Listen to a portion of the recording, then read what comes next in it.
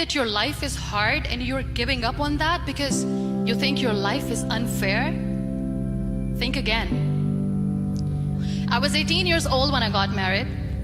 I belonged to a very conservative family, a Baloch family, where good daughters never say no to their parents. My father wanted me to get married, and all I said was, if that makes you happy, I'll say yes. And of course, it was never a happy marriage.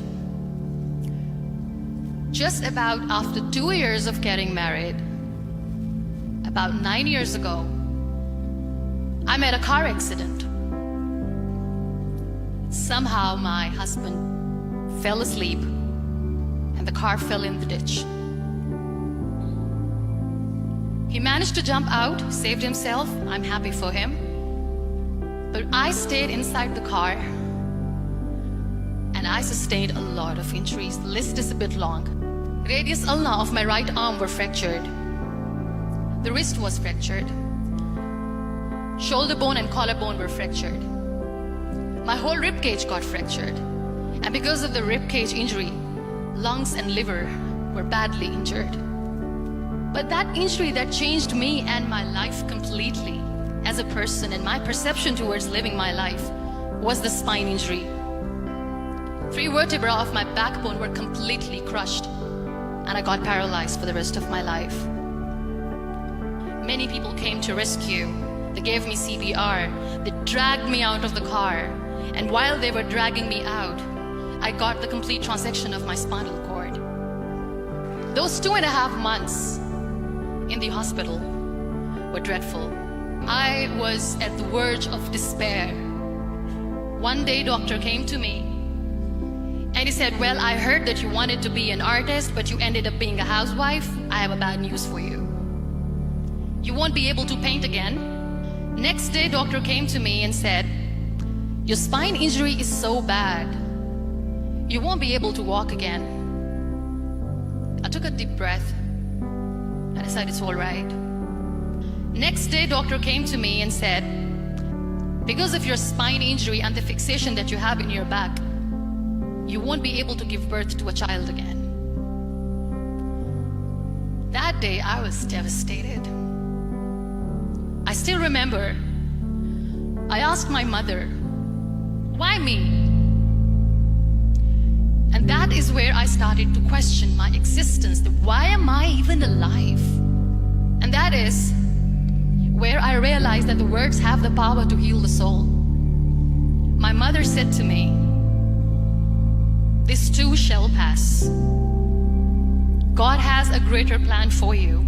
I don't know what it is, but He surely has. That day I decided that I'm going to fight my fears. So I wrote down one by one all those fears. And I decided that I'm going to overcome these fears one at a time. You know what was my biggest fear? Divorce. I couldn't stand this word. I was trying to cling on to this person who didn't want me anymore, but I said no. I have to make it work.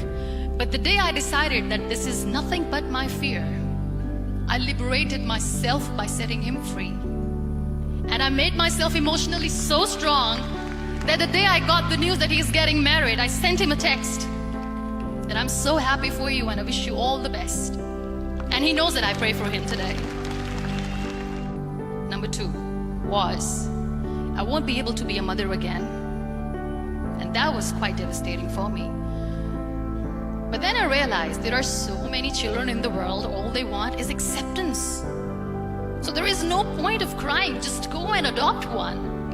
And that's what I did. 2 years later, I got this call from a very small city in Pakistan. I got a call and they said, are you Muniba Mazari? There is a baby boy and would you like to adopt?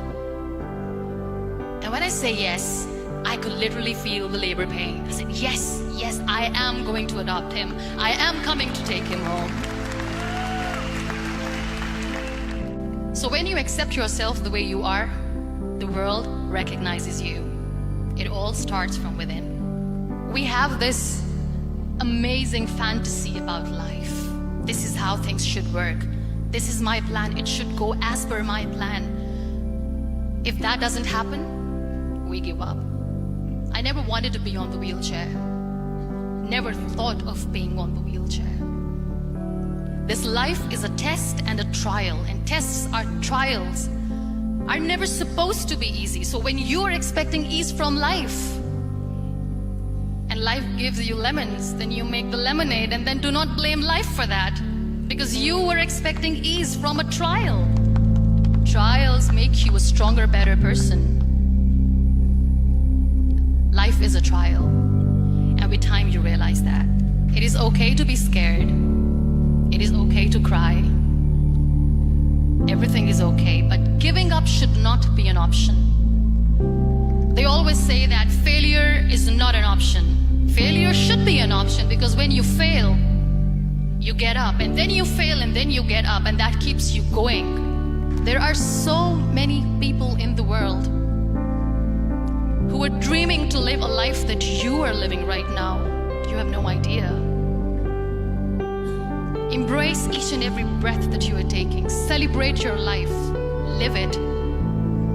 Don't die before your death. Live your life fully. Accept yourself the way you are. Be kind to yourself. Real happiness lies in gratitude. So be grateful, be alive, and live every moment.